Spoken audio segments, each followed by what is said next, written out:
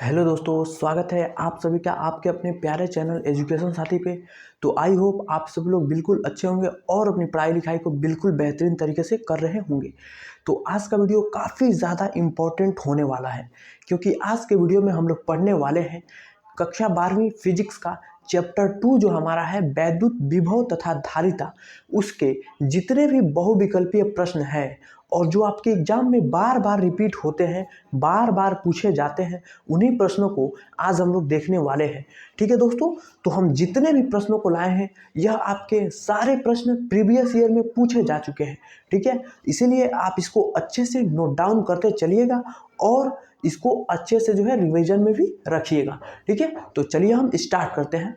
तो आपको मालूम होगा कि आपके बोर्ड एग्जाम में लगभग 5 या कभी कभी अब तो ऐसा हो गया है 10 जो है बहुविकल्पीय प्रश्न यानी एमसीक्यू टाइप के क्वेश्चन आपके बोर्ड एग्जाम में पूछे जाएंगे। ठीक है, तो उसी को ध्यान में रखते हुए आपके लिए हम जो है एमसीक्यू मतलब जितने भी मल्टीपल टाइप क्वेश्चन है, ठीक है, मल्टीपल चॉइस क्वेश्चन है, ठीक है, उसी को हम एक सीरीज के जरिए चला रहे हैं। और इससे पहले वाले वीडियो में हम लोग जो है चैप्टर 1 के जो भी इम्पॉर्टेंट बहुविकल्पीय होते हैं उसको हम लोग देख चुके हैं। ठीक है, आप लोग जाइएगा 12th फिजिक्स इम्पोर्टेंट न्यूमेरिकल करके प्लेलिस्ट है, उसमें आपको जो है मिल जाएगा। ठीक है, और ये वाली वीडियो भी उसी में आपको मिलेगी। ठीक है, तो फिलहाल हम चलिए स्टार्ट करते हैं अपने इस बहुविकल्पीय प्रश्नों को। तो पहला प्रश्न हमारा क्या है मेरे भाई कि विभव का मात्रक क्या होता है। ठीक है, देखिए आपको यहाँ पे प्रश्न केवल 7 ही दिख रहा होगा, लेकिन इसके जरिए हम जो है 15 से 20 आपके क्वेश्चनों को तैयार करा देंगे। ठीक है, इसीलिए आप वीडियो को अंत तक देखिएगा। चलिए हम देखते हैं। देखिए विभव का मात्रक क्या होता है, तो क्या होता है भैया, वोल्ट होता है। ठीक, अब वोल्ट कहाँ से होता है जरा ध्यान देना मेरे भाई। देखना भैया V बराबर क्या होता है, W/Q, यही ना होता है। अब देखिए अब W का मात्रक क्या होता है, तो होता है भैया जूल प्रति, और आवेश का मात्रक क्या होता है, तो कूलाम। ठीक है, जूल प्रति कूलाम, और इसी जूल प्रति कूलाम को हम क्या कहते हैं मेरे भाई, तो इसी को हम कहते हैं वोल्ट। ठीक है भैया, तो इसके कितने मात्रक हो गए, जूल प्रति कूलाम भी विभव का मात्रक होता है और वोल्ट भी क्या होता है, विभव का मात्रक होता है। ठीक है, तो 2 मात्रक इसके हो गए और फॉर्मूला हमारा क्या होता है, V = W/Q0। ठीक है, या फिर Q। ठीक है, तो 3 प्रश्न यहाँ से आपके क्लियर हो गए। 2 मात्रक याद रखिएगा, जूल प्रति कूलाम और वोल्ट। ठीक है भाई, अब चलिए दूसरे प्रश्न पे आते हैं। कह रहा है कि विभव प्रवणता का बीमा क्या होता है। ठीक है दोस्तों, तो देखिए विभव प्रवणता का बीमा क्या होता है, देखना मेरे भाई क्या होता है, तो mLT⁻³ A⁻⁻1। ठीक है दोस्तों, अब यहाँ पे ध्यान देना मेरे भाई, इससे हम 2 आपको क्वेश्चन क्लियर कैसे कराते हैं। देखिए विभव प्रवणता जब भी कहें तो उसका बीमा भी mLT⁻³ और A⁻³ होता है, और सेम यही बीमा क्या होता है, हमारा इलेक्ट्रिक फील्ड जो हमारा होता है वैद्युत क्षेत्र, उसका भी बीमा क्या होता है, तो mLT⁻³ A⁻⁻1। वैद्युत क्षेत्र का बीमा और विभव प्रवणता दोनों का जो डायमेंशन होता है वह सेम होता है। ठीक है, तो आप ध्यान में रखिएगा, विभव प्रवणता और वैद्युत क्षेत्र दोनों का बीमा क्या होता है, सेम होता है। ठीक है, अगर आपको याद नहीं होता है तो आप निकाल भी सकते हैं। जैसा कि आप जानते हैं जो विभव प्रवणता डेल्टा V होता है, विभव प्रवणता होता है वो क्या होता है ΔV/ΔR, यही ना होता है। तो अब देखिए विभव का बीमा क्या होता है, mL2T⁻³ A⁻⁻1, और जो हमारा R होता है वो क्या है, लेंथ है, तो L। जब L ऊपर जाएगा तो माइनस हो जाएगा, जब माइनस हो जाएगा तो एक L से एक L कट जाएगा, तो क्या बचेगा भैया, mLT⁻³ A⁻⁻1, यही ना बचेगा। तो यही हम सेम लिखे हैं। तो यहाँ से आपके 2 प्रश्न क्लियर हो चुके होंगे, ऐसा मैं आशा करता हूँ। ठीक है मेरे भाई, अब अगला क्वेश्चन देखिए कि धारिता का मात्रक क्या होता है, तो क्या होता है भाई, फैरड। ठीक है, आप इसको भी निकाल सकते हैं। आप जानते हैं धारिता C = क्या होता है, क्या होता है दोस्तों, क्या होता है बताइए, जल्दी बताइए। Q = क्या होता है, CV, तो C = क्या हो जाएगा, Q/V, यही ना।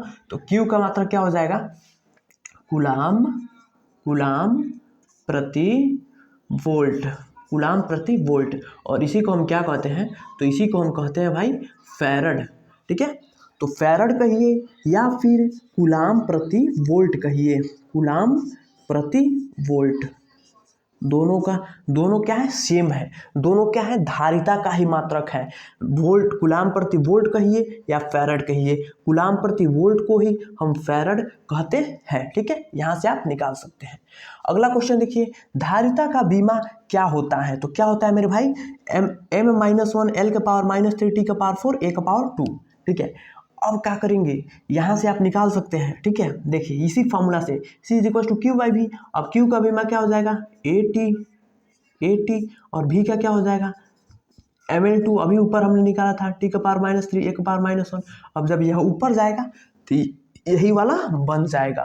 ठीक है, तो देखिए अभी तक हम कुल 4 ही प्रश्न में 10 प्रश्न क्लियर कर चुके हैं, और हम आपको बता रहे हैं कि कैसे आप उसको याद कर सकते हैं। साथ साथ यह भी बता रहे हैं कि अगर आप बाय द वे आप भूल जाते हैं इन क्वेश्चनों को, मतलब जो आप लर्न किए हैं, तो आप कैसे इसको निकाल सकते हैं। ठीक है मेरे भाई, तो देखिए अगला प्रश्न पे आते हैं कि धारिता का स्थितिज ऊर्जा का व्यंजन क्या होता है।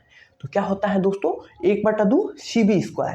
ठीक है, अब इसके कई जो है रूप होते हैं, सभी रूपों को आप देख लीजिए। ठीक है, अगर परीक्षा में आपको बदल कर दे दिया ना, 1/2 CV² आपको नहीं दिया, जैसे 1/2 CV² नहीं दिया और पूछ दिया क्या यह धारिता का स्थितिज ऊर्जा का व्यंजन है, तो आप गलत मार देंगे ना। आपको चाहिए 1/2 CV², लेकिन एक ही इसका सूत्र नहीं होता है, इसके कई सूत्र होते हैं। चलिए हम उनको देख लेते हैं मेरे भाई।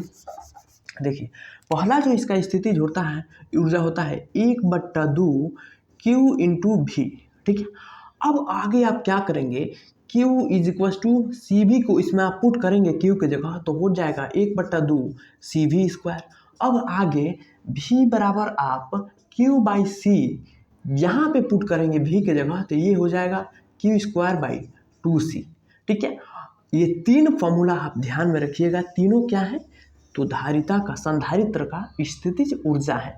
अगर स्थितिज ऊर्जा में परिवर्तन पूछे तो यह क्या हो जाएगा, 1/2 C इंटू V2 का स्क्वायर माइनस का V1 का स्क्वायर। ठीक है, यह 4 फार्मूला है। 3 क्या है मेरे भाई, तो संधारित्र का स्थितिज ऊर्जा, और ये चौथा फार्मूला क्या है, तो ऊर्जा का अंतर है। ठीक है, जैसे 2 संधारित्र आपसे दे दें और ऊर्जा का अंतर पूछे तो आप डायरेक्ट ये वाला फार्मूला लगा सकते हैं, वरना आप इसी में Q1 निकालेंगे, U1 निकालेंगे, फिर U2, अब U2 माइनस U1 करेंगे तो भी आप निकाल सकते हैं। ठीक है भाई, तो देखिए ऑब्जेक्टिव का मतलब ये नहीं कि हम बोर्ड पर जैसे छापे हैं अब टन टन बोलते चलेंगे, विभव मात्रक वोल्ट, विभव प्रवणता का बीमा MLT के पावर -3 के पावर -1, तो ऐसे नहीं होता है। पूरे अच्छे से हम आपको एक्सप्लेन भी कर रहे हैं। ठीक है भाई, अगला देखिए वैद्युत विभव का बीमा क्या होता है। ठीक है, तो देखिए क्या हो जाएगा, ML2 T के पावर -3 A के पावर -1। अगर आपको यह भूल जाते हैं तो आप निकाल सकते हैं B is equal to W/Q। तो यहाँ से W का बीमा क्या होता है भाई, ML2 T के पावर -2, और नीचे आवेश का क्या हो जाएगा, तो AT, अब ऊपर जाएगा तो यही हो जाएगा ML2 T के पावर -3 A के पावर -1।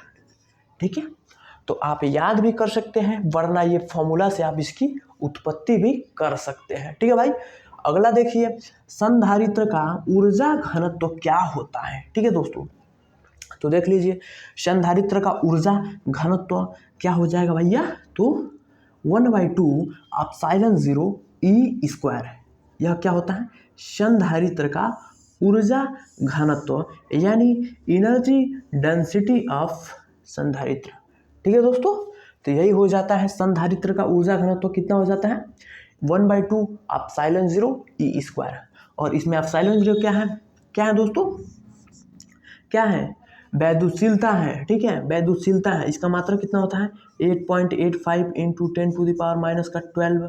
ठीक है दोस्तों, कितना होता है, कूलाम स्क्वायर प्रति न्यूटन इंटू मीटर स्क्वायर है। ठीक है, और ई क्या है, तो वैद्युत क्षेत्र है। क्या है भाई, तो वैद्युत क्षेत्र। ठीक है, इसकी बीमा क्या हो जाएगी, अभी हमने बताया विद्युत क्षेत्र और विभव प्रवणता दोनों का बीमा सेम होता है, MLT के पावर -3 और A का पावर -1। ठीक है, तो यही है, देखिए हमने अभी तक 20 आपके ऑब्जेक्टिव क्वेश्चन को क्लियर कर दिया है। ठीक है, तो आपको दिख रहा होगा 7 ऑब्जेक्टिव ही, लेकिन हमने उस 7 ऑब्जेक्टिव के सहारे आपके 20 ऑब्जेक्टिव क्वेश्चन को हमने क्लियर कर दिया। ठीक है भाई, तो उम्मीद करता हूँ आपको अच्छे से समझ में आ गया होगा। स्क्रीनशॉट ले लीजिए, वीडियो को दोबारा देखिएगा, समझ कर हमेशा ऑब्जेक्टिव करिए, क्योंकि ऑब्जेक्टिव बहुत सारे मेरे भाई रटते हैं, जिसके चक्कर में पूरा खराब कर लेते हैं। ठीक है, मैंने जैसे समझा कर बताया वैसे ही आप कोशिश करिएगा। ठीक है, तो आई होप आपको वीडियो अच्छे से पसंद में आया होगा, समझ आया होगा। अगर समझ आया होगा तो वीडियो को लाइक कीजिएगा, और प्लीज़ दोस्तों प्यारा सा एक कमेंट कीजिएगा, और प्लीज़ चैनल को ज़रूर सब्सक्राइब कीजिएगा, क्योंकि आपके सपोर्ट की बहुत ज़्यादा ज़रूरत है। क्योंकि आप जितना ज़्यादा सपोर्ट करेंगे उतना हमें हौसला मिलेगा, और हम आपके लिए यूं ही दिन रात लगन के साथ अच्छे अच्छे कंटेंट आपको प्रोवाइड कराते रहेंगे। ठीक है, आपकी तैयारी को मजबूत बनाते रहेंगे, और समय बिल्कुल भी नहीं है। आपके लिए सारा सब्जेक्ट का प्लेलिस्ट बना है, physics, chemistry, math, naming, reaction. वहाँ से जाकर अपनी तैयारी को 4 चांद लगाइए और चांद तक पहुँचाइए। ठीक है, तो मिलेंगे किसी और मजेदार वीडियो में। तब तक के लिए पढ़ते रहिए, मुस्कुराते रहिए, और अपने माता पिता का नाम रोशन करते रहिए। और याद रखिएगा कि एजुकेशन साथी आपके साथ हमेशा है। तब तक के लिए जय हिंद।